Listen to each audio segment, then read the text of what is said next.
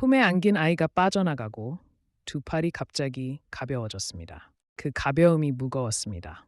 매달 우체국 창구에 봉투를 밀어 넣었습니다. 한 번이 아니라 두 번. 영수증 사이에서 사진 한 장이 떨어졌습니다. 모서리가 가위로 자른 듯 잘려나간 흑백 사진이었습니다. 저는 그 봉투에 17년 동안 가족 이름을 적었습니다. 그런데 마음으로는 늘 다른 이름을 적고 있었습니다. 그 봉투는 정말 누구에게 가고 있었을까요? 저는 74입니다. 살면서 입 밖에 내지 않은 말이 한마디 있는데 그 말을 끝내 못한 채로 여기까지 왔습니다. 이제 와 누구에게 들려주려는 건 아닙니다. 다만 그 말을 너무 오래 가두어 두면 나중엔 정말로 없던 일이 되어버릴 것 같아서요. 그래서 오늘은 그 봉투 이야기부터 해야겠습니다. 매달 붙였던 파란 빗금이 둘린 그 항공봉투 말입니다. 초여름 새벽은 이상하게 환합니다. 5시도 안 됐는데 창호지 넘어가 벌써 희끄무레하고 마당 끝 감나무에서 새가 한 마리 울기 시작하면 저는 더 누워있지 못합니다. 잠은 60 넘어서부터 저를 떠났습니다. 마루로 나와 앉으면 마른 입술이 먼저 느껴지고 그 다음엔 손끝이 시립니다. 6월인데도 그렇습니다. 늙으면 계절이 몸 안으로는 잘 안 들어오나 봅니다. 저는 그렇게 앉아서 아무도 듣지 않는 새벽 공기에 대고 가끔 옛날 독일 말을 중얼거립니다. 구텐 모르겐, 좋은 아침. 그 말을 하면 입안이 잠깐 그 시절로 돌아갑니다. 남편이 떠난 지 7년째입니다. 이 집에는 이제 저 혼자입니다. 자식들은 멀리 있습니다. 준호도 은영이도 독일에서 낳고 지금도 거기서 삽니다. 한 달에 2번 전화가 옵니다. 그날도 준호한테서 전화가 왔습니다. 점심을 막 물리고 설거지를 하던 참이었습니다. 엄마 밥은 챙겨 먹어요? 먹지? 너는 바빠요. 요즘 일이 많아서. 준호는 늘 그렇게 말합니다. 바쁘다고. 저는 그 말이 서운하지 않습니다. 제가 그 나이였을 때 저도 바빴으니까요. 바쁜 게 죄는 아닙니다. 전화기 너머로 손주 목소리가 한 자락 들렸다가 멀어졌습니다. 저는 물 묻은 손으로 수화기를 고쳐 쥐었다가 곧 끊었습니다. 끊고 나면 부엌이 더 조용해집니다. 그 조용함이 싫지는 않은데 가끔은 그 안에서 제가 너무 또렷하게 혼자입니다. 오후가 되면 저는 늘 하던 일을 합니다. 정리. 늙은 사람의 일이라는 게 그렇습니다. 새로 무얼 들이는 게 아니라 있던 걸 자꾸 들여다보고 다시 넣는 일. 그날은 안방 반다지 아래 칸을 열었습니다. 언제 마지막으로 열었는지도 모를 칸이었습니다. 나프탈렌 냄새가 먼저 올라오고 그 아래 누런 봉투 뭉치가 고무줄에 묶인 채 있었습니다. 송금 영수증입니다. 독일에서 한국으로 돈을 붙일 때마다 받아 모은 것들. 버리지 못하고 가져온 것들. 저는 그걸 무릎에 올리고 한 장씩 넘겼습니다. 마르크 그 시절 환율, 날짜와 액수가 빛바랜 잉크로 찍혀 있었습니다. 손끝으로 숫자를 짚어가는데 어느 순간 손가락이 멈췄습니다. 액수가 맞지 않았습니다. 제가 매달 붙인 돈과 언니가 그 돈으로 샀다는 집, 그 둘 사이에 빈자리가 있었습니다. 17년을 붙였으면 그 돈이 어디로 흘렀는지 저는 압니다. 알아야 합니다. 제가 보낸 거니까요. 그런데 영수증 위에 숫자를 다 더해보면 언니네로 간 목보다 늘 얼마쯤이 더 빠져 있었습니다. 매달 꼬박꼬박 같은 만큼. 우연히 어긋난 게 아니라 누가 정해놓은 것처럼 일정하게. 저는 영수증을 무릎에 둔 채 한참을 앉아 있었습니다. 밖에서 빗방울이 한두 개 듣기 시작했습니다. 장마가 오려는 모양이었습니다. 그 빈자리를 저는 압니다. 사실은 아주 잘 압니다. 다만 오늘 그 숫자를 다시 보니 가슴 한쪽이 오래된 문짝처럼 삐걱했습니다. 저녁 무렵까지 저는 그 칸을 다 비우지 못했습니다. 영수증 뭉치를 도로 정리하려고 들어 올리는데 그 사이에서 무언가 바닥으로 떨어졌습니다. 작은 종이 한 장. 사진이었습니다. 흑백 사진이었습니다. 한쪽 모서리가 가위로 자른 듯 반듯하게 잘려나가 있었습니다. 사진 속에는 갓난아이가 있었습니다. 포대기에 쌓인 눈도 제대로 못 뜬 아기. 그 아기를 안고 있는 젊은 여자의 얼굴은 반쯤만 남아 있었습니다. 잘려나간 모서리 쪽에 누군가 또 있었던 모양인데 그 사람은 사진에서 사라지고 없었습니다. 저는 그 사진을 들었습니다. 손이 떨렸습니다. 6월 저녁의 눅눅한 공기 속에서 오래된 인화지가 손가락에 척 달라붙었습니다. 사진 뒤에는 아무것도 적혀 있지 않았습니다. 날짜도 이름도 모르는 사람이 보면 그저 옛날 아기 사진 한 장일 겁니다. 누구 집에나 한둘쯤 있는 저는 그 사진을 한참 들여다보다가 영수증 뭉치 사이에 도로 끼워 넣었습니다. 끼워 넣는 손이 자꾸 말을 안 들어서 2번 만에 겨우 제자리를 찾았습니다. 비는 그새 제법 굵어져 있었습니다. 마당에 흙냄새가 마루까지 올라왔습니다. 저는 불을 켜지 않고 어둑한 마루에 앉아 있었습니다. 불을 켜면 그 사진을 다시 봐야 할 것 같아서요. 밤이 깊어서야 저는 우편함을 떠올렸습니다. 낮에 빗소리에 묻혀 못 들었는데 오후에 집배원이 다녀간 것 같았습니다. 슬리퍼를 끌고 마당을 가로질러 대문 옆 우편함을 열었습니다. 광고지 두엇 사이에 봉투가 하나 끼어 있었습니다. 손에 드는 순간 빗물에 젖은 종이의 무게가 평소와 달랐습니다. 외국 우표였습니다. 독일 소인. 저는 그 둥근 소인을 빗속 가로등 불빛에 비춰보았습니다. 보음, 글자가 번져 있었지만 저는 그 도시 이름을 압니다. 평생 잊은 적 없는 이름이니까요. 받는 사람 칸에는 제 이름이 또박또박 적혀 있었습니다. 그런데 보내는 사람 칸의 이름을 저는 처음에 읽지 못했습니다. 한글로 적혀 있는데 그 옆에 독일말이 한 줄 나란히 적혀 있었습니다. 손에 익은 글씨인데도 낯설었습니다. 빗물이 봉투 모서리를 타고 손목으로 흘러내렸습니다. 저는 봉투를 가슴에 안고 마루로 돌아왔습니다. 그리고 그 봉투를 끝내 그날 밤에는 뜯지 못했습니다. 손가락을 모서리에 몇 번이나 가져갔다가 그때마다 거두었습니다. 뜯으면 안에서 무엇이 나올지 저는 어렴풋이 알 것도 같았고 동시에 아무것도 모르는 사람이고 싶었습니다. 빗소리가 밤새 지붕을 두드렸습니다. 저는 봉투를 무릎에 올려둔 채 50년도 더 된 어느 겨울 아침으로 천천히 끌려 들어갔습니다. 김포공항, 눈이 살깔린 그리고 제 2팔에서 빠져나가던 따뜻하고 작은 무게. 1973년 그해 정월의 김포공항은 추웠습니다. 활주로에는 밤새 내린 눈이 얇게 깔려 있었고 그 위로 아침 해가 비치니 눈이 부셨습니다. 저는 22이었습니다. 손에 든 건 종이 가방 하나와 품에 안은 아이 하나였습니다. 미선이는 그날 100일이 막 지나 있었습니다. 포대기 안에서 잠들었다 깼다 하면서 제 가슴팍에 얼굴을 비비고 있었습니다. 공항 대합실은 사람들로 북적였습니다. 누구는 울고 누구는 짐을 붙이고 누구는 확성기에서 나오는 안내 방송을 들으려 고개를 빼고 있었습니다. 그 소란 속에서 언니가 제 앞에 서 있었습니다. 정순 언니. 24이었습니다. 이리 줘. 언니가 2팔을 내밀었습니다. 저는 미선이를 아는 팔에 저도 모르게 힘을 주었습니다. 언니가 다시 말했습니다. 비행기 시간 늦어. 일이 달라니까. 저는 미선이를 언니 품으로 옮겼습니다. 아이가 옮겨가는 그 짧은 동안 제 손바닥에 아이 등의 온기가 잠깐 머물렀다가 사라졌습니다. 포대기가 빠져나가자 2팔이 갑자기 가벼워졌습니다. 그런데 그 가벼움이 무거웠습니다. 빈팔이 어디 둘 데를 몰라서 저는 그 팔로 종이가방 끝만 자꾸 고쳐 잡았습니다. 잘 키울게, 걱정 말고 가. 언니는 그렇게 말하면서도 저를 똑바로 보지 못했습니다. 아이를 어르는 척 고개를 숙이고 있었습니다. 저는 무슨 말이라도 해야 할 것 같았는데 입이 떨어지지 않았습니다. 고맙다는 말도 미안하다는 말도 그 자리에선 다 너무 가벼운 말 같았습니다. 미선이가 그 순간 칭얼대기 시작했습니다. 낯선 품이 싫었던 모양입니다. 저는 손을 뻗어 아이 뺨을 한번 만지려다 거두었습니다. 지금 만지면 영영 못 돌아설 것 같았습니다. 탑승 안내 방송이 나왔습니다. 저는 돌아섰습니다. 출국장 쪽으로 걸어가는데 뒤에서 아이 우는 소리가 점점 커졌습니다. 저는 걸음을 멈추지 않았습니다. 멈추면 안 되는 줄 알았으니까요. 유리문을 밀고 들어가기 직전 딱 한 번 뒤를 돌아봤습니다. 언니가 미선이를 안고 사람들 틈에 서 있었습니다. 그 모습이 점점 작아졌습니다. 저는 지금도 그 장면을 떠올리면 2팔이 먼저 기억합니다.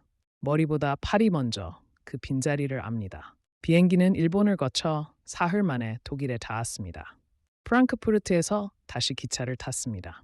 차창 밖으로 본 적 없는 들판과 잿빛 도시가 흘러갔습니다. 그렇게 도착한 곳이 보흠이었습니다. 병원은 컸습니다. 복도가 끝도 없이 길었고 바닥은 늘 닦여 반들거렸습니다. 밤 근무를 서면 그 긴 복도에 제 신발 소리만 또각또각 울렸습니다. 처음 몇 달은 그 소리가 무서웠습니다. 한밤중에 환자 벨이 울리면 저는 그 긴 복도를 혼자 뛰어갔습니다. 독일 말은 더졌고 환자들은 제 말을 못 알아들어 답답해했습니다. 저는 손짓과 눈빛으로 일했습니다. 가슴에는 명찰을 달았습니다. 거기 적힌 이름은 제 이름이 아니었습니다. 슈베스터 정 간호사라는 뜻입니다. 독일 사람들은 제 이름을 발음하지 못했습니다. 그래서 저는 거기서 그냥 슈베스터 정이 되었습니다. 성만 남고 이름은 사라진 사람. 밤마다 명찰을 떼어 사물함에 넣을 때면 제가 누구였는지가 잠깐 흐릿해졌습니다.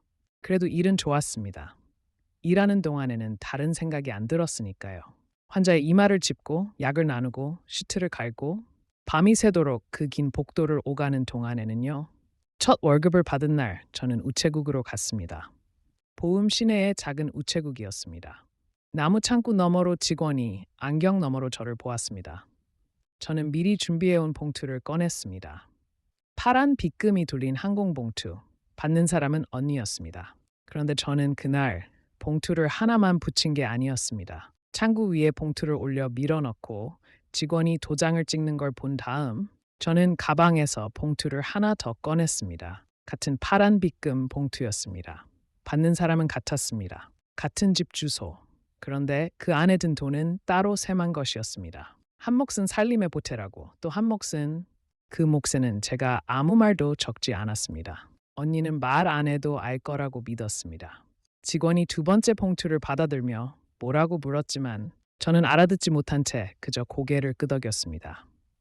봉투를 두 번 미는 동안 제 손은 두 번 다 조금씩 떨렸습니다. 그렇게 첫 달부터였습니다. 17년을 저는 매달 봉투를 둘로 나누어 붙였습니다. 보험에 온 지 한 해가 지났을 무렵 한인 모임이라는 데를 나갔습니다. 간호사들과 광부들이 한 달에 한 번 모이는 자리였습니다. 누군가의 새방에 모여 김치를 나눠 먹고 고향 이야기를 했습니다. 그 자리에서 강현 씨를 처음 봤습니다. 그이는 광부였습니다. 말이 없었습니다. 사람들이 둘러앉아 떠드는 동안 그이는 구석에서 김치 한 조각을 오래 씹고 있었습니다. 누가 고향이 어디냐고 묻자 짧게만 답했습니다.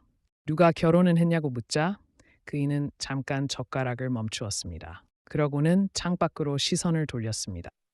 한국에 두고 온 사람이 있습니다. 그 말을 하고 그이는 더 말하지 않았습니다. 저는 그 옆모습을 봤습니다. 두고 온 사람이 있다는 그 한마디 뒤에 얼마나 많은 말이 접혀 있는지 저는 그 자리에서 누구보다 잘 알 것 같았습니다. 저도 두고 온 게 있었으니까요. 그날 저는 그이에게 아무것도 묻지 않았습니다. 묻지 않는 게 그 사람을 아는 일이라고 생각했습니다. 모임에서 돌아온 밤 기숙사 방은 조용했습니다. 같은 방을 쓰는 동료는 야간 근무라 자리에 없었습니다. 저는 책상 앞에 앉아 독일어 단어장을 폈습니다. 낮에 외우다만 단어들이 있었습니다. 크랑켄하우스, 병원, 묻 어머니. 저는 그 단어 옆에 뜻을 적어 넣었습니다. 그러다 단어장 맨 뒷장을 폈습니다. 거기엔 단어가 없었습니다. 저는 펜을 들어 빈 여백에 날짜를 하나 적었습니다. 10월 어느 날, 미선이가 태어난 날이었습니다. 적고 나서 저는 펜을 쥔 채 한참을 그대로 있었습니다. 무얼 더 적어야 할지 몰라서 이름 석자를 적으려다 그건 적지 못했습니다. 적으면 누가 볼까봐. 아니, 적으면 그 애가 정말 멀리 있다는 게 또렷해질까봐. 창밖으로 보흠의 밤이 깊어갔습니다. 멀리 탄광 쪽에서 무슨 기계 돌아가는 소리가 낮게 들려왔습니다. 저는 단어장을 덮고 그 위에 손을 한참 올려두었습니다. 1977년 보훔에 온 지 4해가 지났습니다. 그해 봄 언니에게서 편지가 왔습니다. 한국에서 오는 편지는 늘 한 달쯤 묵어서 도착했습니다. 봉투를 뜯으면 언니의 둥근 글씨가 먼저 보였습니다. 언니는 안부를 적고 부친 돈 잘 받았다고 적고 동네 소식을 적었습니다. 그리고 편지 끝에 줄을 바꿔서 한 줄을 적어 두었습니다. 미선이가 이제 말을 곧잘 한다고, 저를 부른다고. 그런데 저를 이모라고 부른다고. 저는 그 줄에서 한참을 멈췄습니다. 미선이가 5살이 되어 있었습니다. 제가 떠날 때 100일이던 아이가 이제 말을 하고 사람을 부릅니다. 그 애가 가장 먼저 익힌 사람의 이름들 속에 저는 엄마가 아니라 이모로 들어가 있었습니다. 언니를 탓할 수는 없었습니다. 그게 맞는 일이었으니까요. 아이가 혼란스럽지 않으려면 매일 곁에 있는 사람이 엄마여야 했습니다. 한 해에 한 번 사진이나 보내오는 사람은 이모인 게 나았습니다. 저는 그걸 머리로는 알았습니다. 알면서도 편지를 접는 손이 잘 접히지 않았습니다. 편지지가 손바닥 안에서 두어 번 어긋났습니다. 저는 그 편지를 다시 폈다가 다시 접었습니다. 그날은 야간 근무였습니다. 저는 평소보다 일찍 병원에 갔습니다. 일을 하면 그 한 주를 잊을 수 있을 것 같습니다. 그 무렵 강현 씨와 저는 같이 살기 시작했습니다. 둘 다 외로운 사람이었고, 둘 다 한국에 두고 온 게 있는 사람이었습니다. 우리는 서로에 두고 온 것을 캐묻지 않았습니다. 그게 우리가 서로를 견디는 방식이었습니다. 1975년에 우리는 보흠의 작은 새방에서 살림을 차렸습니다. 1980년 준호가 태어났습니다. 그리고 1979년에는 은영이가, 아니 순서가 바뀌었습니다. 은영이가 먼저고 준호가 나중이었습니다. 늙은이 이런 게 자꾸 헷갈립니다. 어쨌든 보흠의 그 새방에 아이 둘이 생겼습니다. 아이가 생기자 집이 좁아졌습니다. 방 한 칸에 네 식구가 잤습니다. 저는 밤 근무를 마치고 와 낮에 아이들을 보고 강현 씨는 탄광에서 돌아와 아이들을 봤습니다. 우리는 엇갈리며 살았습니다. 그렇게 사는 동안 한국의 미선이는 제 안에서 자꾸 자리를 옮겼습니다. 처음엔 미선이를 데려올 생각이었습니다. 자리만 잡으면 돈만 모으면 데려와서 같이 살 생각이었습니다. 그런데 준호가 생기고 은영이가 생기면서 그 자리라는 게 자꾸 멀어졌습니다. 네 식구가 방 한 칸에 사는데 거기에 한국에서 아이를 하나 더 데려온다는 게 현실에선 자꾸 다음으로 미뤄졌습니다. 그리고 더 솔직히 말하면 저는 무서웠습니다. 미선이를 지금 데려오면 이미 언니를 엄마로 알고 자란 그 애가 더 다칠 것 같았습니다. 그 두려움이 데려오지 못하는 핑계가 되어 주었습니다. 어느 저녁이었습니다. 강현 씨가 탄광에서 돌아와 부엌에서 손을 씻고 있었습니다. 그의 손등에는 늘 검은 게 박혀 있었습니다. 비누로 아무리 씻어도 안 빠지는 탄가루가 살 속에 들어앉은 자국이었습니다. 저는 그날 미선이 생각에 종일 마음이 무거웠습니다. 밥상을 차리는데 손이 자꾸 더졌습니다. 강현 씨가 손을 씻다가 등을 돌린 채로 말했습니다. 당신 혼자 진 짐 아니야. 저는 수저를 놓다 멈췄습니다. 그이는 더 말하지 않았습니다. 수건에 손을 닦고 그냥 밥상 앞에 와 앉았습니다. 저는 그이가 무슨 말을 하는 건지 그때는 다 헤아리지 못했습니다. 그저 위로련히 했습니다. 외국에서 고생하는 아내한테 건네는 무뚝뚝한 사람 나름의 말. 그렇게만 들었습니다. 그이의 등이 평소보다 넓어 보였던 것만 기억합니다. 세월은 빨랐습니다. 미선이가 자라는 동안 저도 늙었고 1990년이 되었습니다. 강현 씨가 탄광일을 그만두면서 우리는 한국으로 돌아가기로 했습니다. 17년 만에 귀국이었습니다. 준호와 은영이는 독일에서 나고 자라 한국말이 서툴렀습니다. 비행기 안에서 두 아이는 낯선 나라로 간다고 들떠 있었습니다. 저는 창밖만 봤습니다. 한국에 돌아와 친정에 들렀습니다. 언니가 마당까지 나와 우리를 맞았습니다. 17년 사이에 언니도 많이 늙어 있었습니다. 우리는 마당에 서서 손을 맞잡았습니다. 그런데 언니가 무슨 말을 하려다 입을 다물었습니다. 제 손을 잡은 언니의 손에 잠깐 힘이 들어갔다가 풀렸습니다. 언니의 시선이 제 어깨 너머 어딘가로 갔습니다. 저는 그 시선을 따라 돌아봤습니다. 마당 한쪽, 장독대 옆에 한 처녀가 서 있었습니다. 18, 미선이었습니다. 저는 그 애를 처음 봤습니다. 사진으로만 보던 아이가 다 자란 처녀가 되어 거기 서 있었습니다. 키가 저만했습니다. 눈매가 제 어머니를 닮아 있었습니다. 그러니까 저를 닮아 있었습니다. 저는 그 애 앞으로 다가갔습니다. 무슨 말을 해야 할지 몰랐습니다. 가슴 안에서 말 한마디가 목까지 올라왔는데 그 말을 저는 끝내 입 밖에 내지 못했습니다. 그 애가 저를 보고 고개를 숙였습니다. 안녕하세요, 이모, 이모. 그 애의 입에서 나온 그 두 글자가 마당의 환한 봄볕 속에서 또렷했습니다. 저는 웃었습니다. 웃으면서 고개를 끄덕였습니다. 그래, 이모 왔다. 그 말을 하는데 목울대가 한번 크게 오르내렸습니다. 저는 손을 들어 그 애의 머리를 한번 쓸어주고 싶었는데 그 손을 들지 못했습니다. 처음 보는 아이한테 이모가 그렇게 하면 이상할 테니까요. 저는 그날 그 마당에서 제가 어떤 자리에 서 있는지를 똑똑히 알았습니다.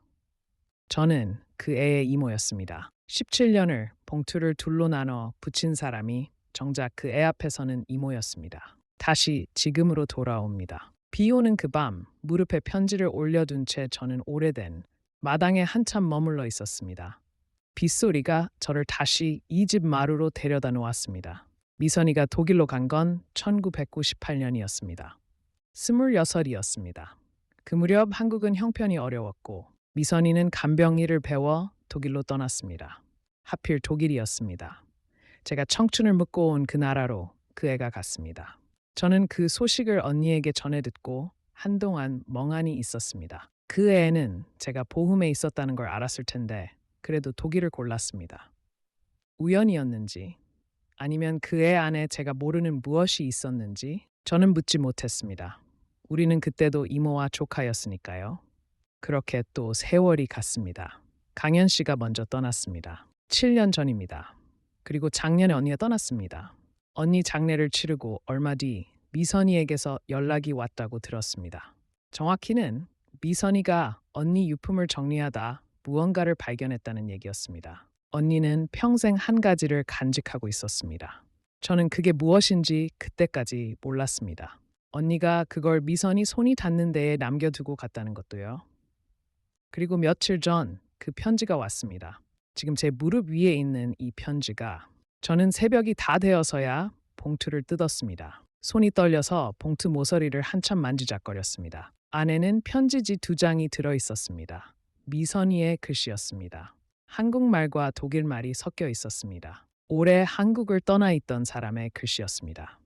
저는 첫 줄을 읽었습니다. 그 줄을 읽고 저는 편지를 무릎에 내려놓아야 했습니다. 숨이 한 박자 늦게 쉬어졌습니다. 들이쉬는 걸 잊었다가 뒤늦게 쉬는 그런 숨이었습니다. 미선이는 언니의 유품 속에서 송금 기록을 발견했다고 적었습니다. 언니가 평생 모아둔 독일에서 온 돈의 기록. 매달 들어온 돈이 2몫이었다고 했습니다. 한 몫은 살림으로, 또 한 몫은 따로. 그 따로 떼어둔 몫이 어디로 갔는지 언니는 통장 한 권에 적어뒀더랍니다. 그 돈은 미선이 앞으로 들어가 있었습니다. 학비였습니다. 미선이가 학교를 다닐 때, 옷을 살 때, 아플 때 언니가 이건 이모가 보낸 거다 한마디 없이 마치 제 살림에서 나온 것처럼 그 애에게 썼던 돈. 그게 전부 제가 매달 2번째로 밀어넣었던 그 봉투에서 나온 것이었습니다. 17년 동안 한 달도 거르지 않고 저는 그 대목에서 한참을 그대로 있었습니다. 손에 든 영수증 뭉치를 다시 무릎으로 끌어왔습니다. 빛바랜 숫자들, 매달 어긋나 있던 그 빈자리. 그 빈자리가 어디로 갔는지를 저는 이제 종이 위에서가 아니라 미선이의 편지 위에서 읽고 있었습니다. 빈자리가 아니었습니다. 그건 그 애에게로 가 있었습니다. 제가 닿지 못한 동안 돈이 먼저 그 애에게 닿아 있었습니다. 저는 편지를 넘겼습니다. 둘째 장이었습니다. 거기서 미선이는 언니의 유품에서 사진을 한 장 보았다고 적었습니다. 모서리가 잘린 흑백 사진. 갓난아기를 아는 젊은 여자가 반쯤 남은 사진. 미선이는 그 사진에 잘려나간 쪽에 누가 있었는지를 짐작했다고 했습니다. 그리고 그 갓난아기가 누구인지도 저는 영수증 사이에 끼워두었던 그 사진을 다시 꺼냈습니다. 새벽빛에 비춰보았습니다. 포대기에 쌓인 아기, 눈도 못 뜬 100일 무렵의 아기. 그 아기를 안고 있는 반쪽 얼굴의 젊은 여자. 그 여자는 저였습니다. 22의 저. 그리고 잘려나간 모서리 쪽에 있던 사람은 언니였습니다. 언니가 그 사진을 잘랐던 겁니다. 한 장의 사진을 둘로 나누어 아기와 저를 한쪽에, 자기를 다른 쪽에. 그렇게 잘라두고 평생을 간직했습니다. 그 아기가 미선이었습니다. 저는 그걸 늘 알고 있었습니다. 한 번도 잊은 적이 없었습니다. 그런데 그 애가 그걸 알아버린 지금 처음으로 그 사실이 제 밖으로 나와 버렸습니다. 50년을 제 안에만 있던 일이 종이 위에 적혀 그 애의 글씨로 저에게 돌아왔습니다. 목울대가 오르내렸습니다. 저는 사진을 쥔 손을 무릎에 내려놓았습니다. 그러지 않으면 손이 너무 떨려서 사진이 상할 것 같았습니다. 날이 밝아오고 있었습니다. 창호지가 다시 희끗무례해졌습니다. 어제 새벽과 똑같은 빛이었습니다. 그런데 그 사이에 제 안에 무엇이 자리를 하고 앉았습니다. 저는 강현 씨를 생각했습니다. 그이가 부엌에서 등을 돌린 채 했던 말. 당신 혼자 진 짐 아니야. 저는 그 말을 그동안 위로로만 들어왔습니다. 그런데 그날 새벽 그 말이 다르게 들렸습니다. 그이는 알고 있었던 겁니다. 제가 매달 봉투를 둘로 나누는 걸. 두 번째 봉투가 어디로 가는지를. 우리가 보험의 우체국에 같이 갔던 날들이 있었습니다. 그때 그이는 제가 봉투를 두 번 미는 걸 옆에서 보고도 한 번도 묻지 않았습니다. 묻지 않는 게 저를 아는 일이라고 그이도 그렇게 여겼던 모양입니다. 그이도 두고 온 사람이 있던 사람이었습니다. 그러니 알았을 겁니다. 두고 온 것에 매달 무엇을 붙여야 하는 마음을. 그이는 제 짐을 같이 진 게 아니라 제가 그 짐을 지는 걸 못 본 척 곁에서 지켜준 사람이었습니다. 평생을.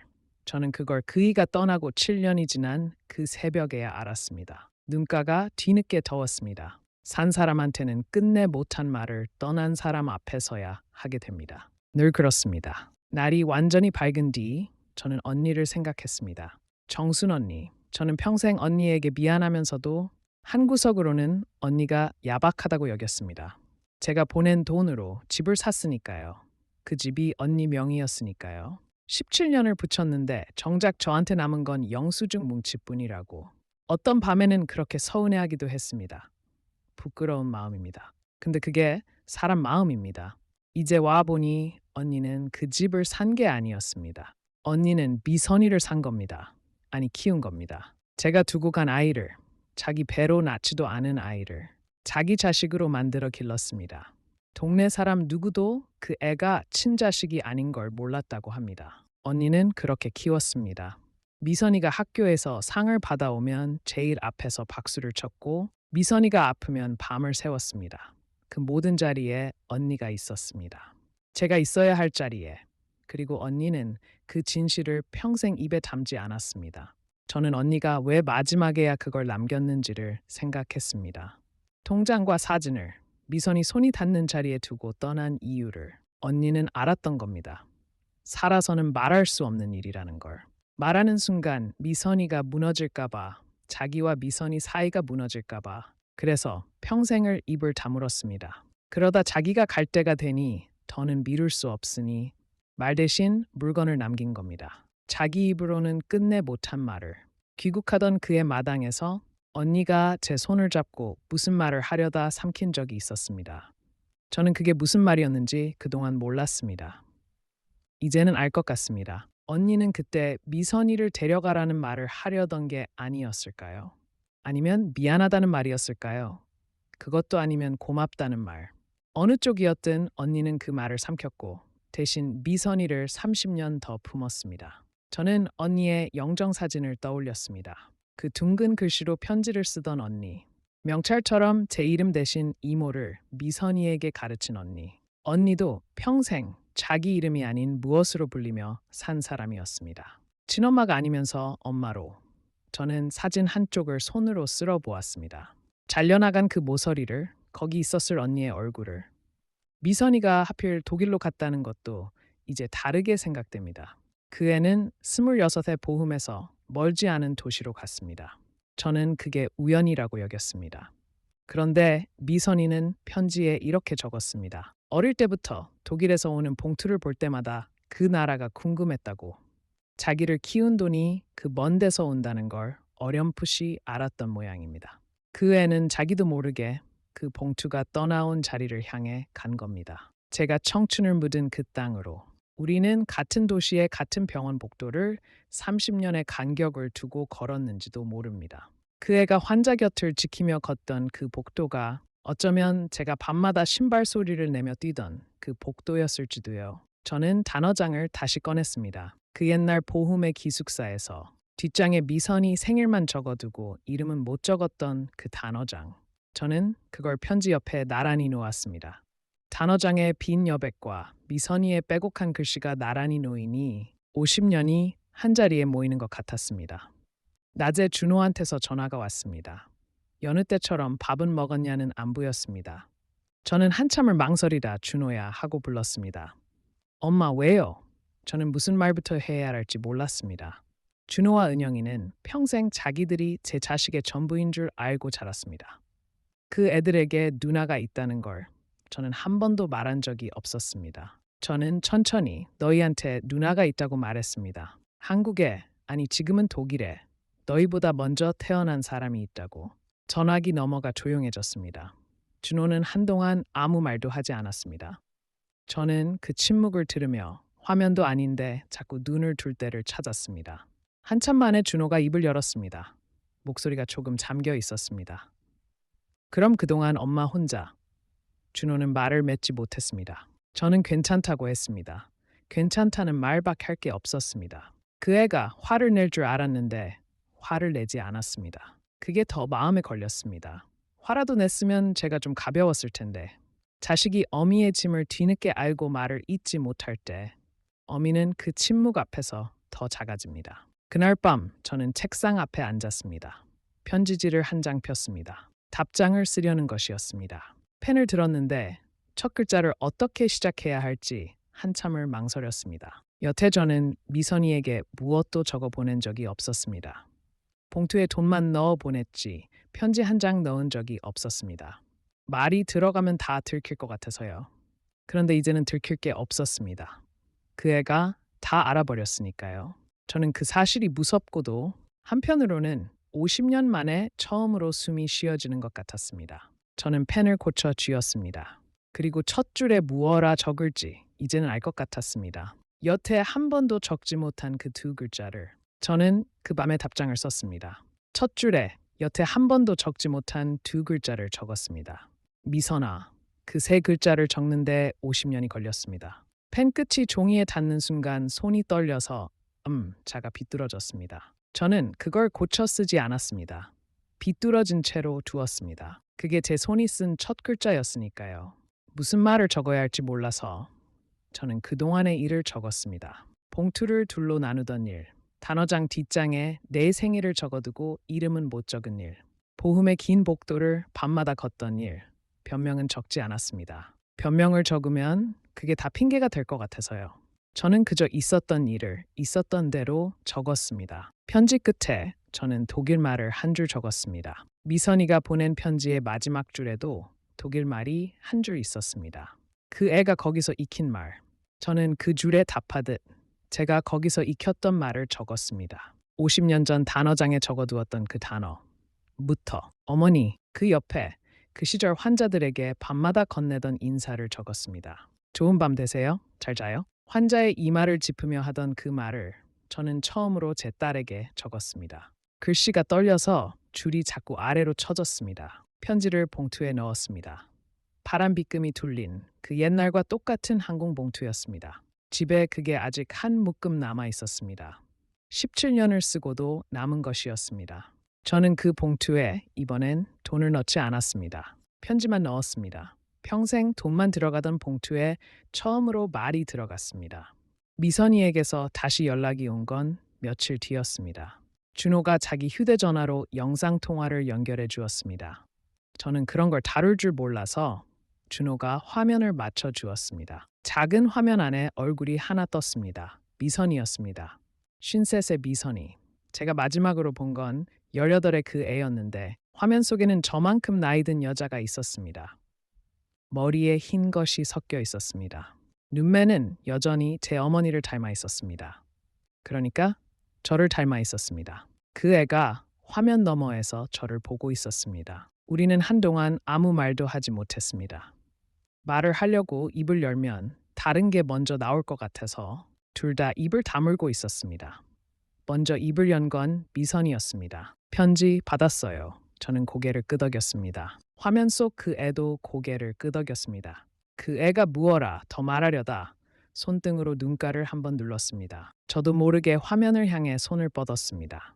손끝이 차가운 유리에 닿았습니다. 화면 속 그 애의 얼굴 위에 제 늙은 손이 겹쳐졌습니다. 만질 수 없는 거리였습니다.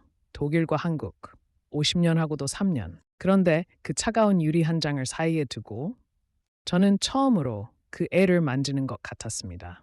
미선이가 화면 속에서 입을 열었습니다. 그 애도 한 손을 들어 화면에 댔습니다.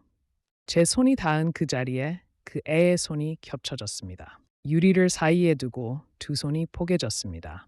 그 애가 무어라 했습니다. 한국말이 서툴러서 천천히 한자 한자 엄마.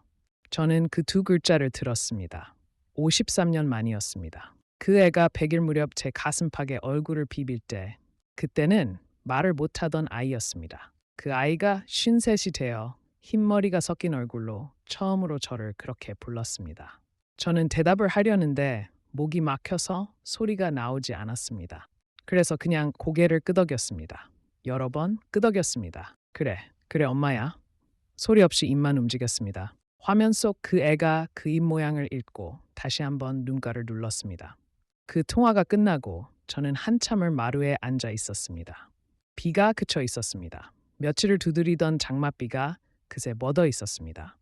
마당에 흙이 젖은 채 가라앉아 있었고 감나무 잎에 빗방울이 매달려 있다가 이따금 툭 떨어졌습니다. 공기가 씻겨서 맑았습니다.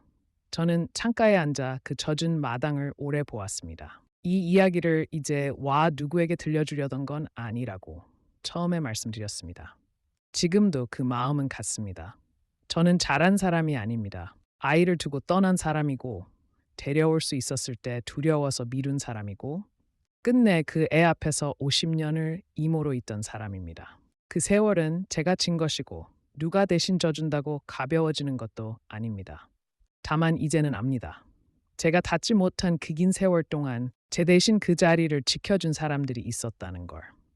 봉투를 둘로 나눠받아 묵묵히 그 애에게 쓴 언니가 제가 봉투를 2번 미는 걸 보고도 묻지 않은 남편이 그리고 그 봉투가 떠나온 자리를 향해 제 발로 걸어간 그 애가 우리는 한 번도 같이 모인 적이 없습니다. 그런데 돌아보니 우리는 늘 같은 한 사람을 가운데 두고 둘러서 있었습니다. 저녁이 오면 또 그 단어장을 펼쳐볼 것 같습니다. 이제 그 뒷장에 비뚤어진 음자로 시작하는 이름 하나를 마저 적어 넣어야겠습니다. 50년을 비워둔 그 자리예요.